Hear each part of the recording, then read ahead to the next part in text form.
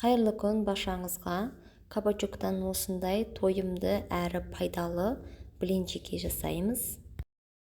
Видеоны толықтай қарап, каналыма тіркеліп, пікір қалдырып, қолдап кетіңіз. Алдымен кабачокты осылай үккіштен өткізіп аламыз. Кейіннен өткізіп болып, кабачогымызды суынан сығып аламыз. Сырымызды да осылай үккіштен өткізіп аламыз.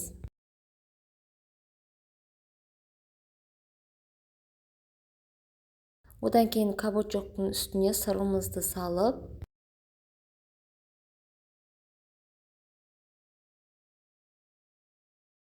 азырақ тұз салып аламыз.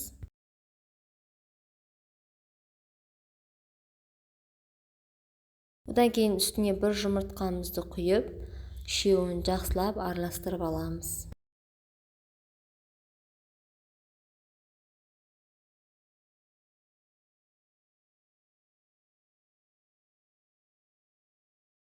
Формамызға пергамент төсеп, осылай қасықтың көмегімен жайып аламыз. Болмаса қолымызбен жасасақ та болады.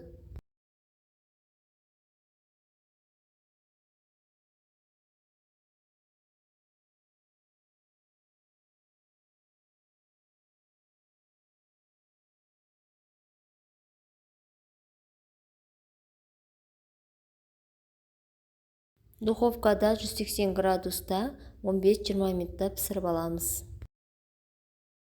Бізде дайын болды. Формасынан алып, азырақ суытып аламыз. Өте әдемі әрі жұмсақ болып шыққан.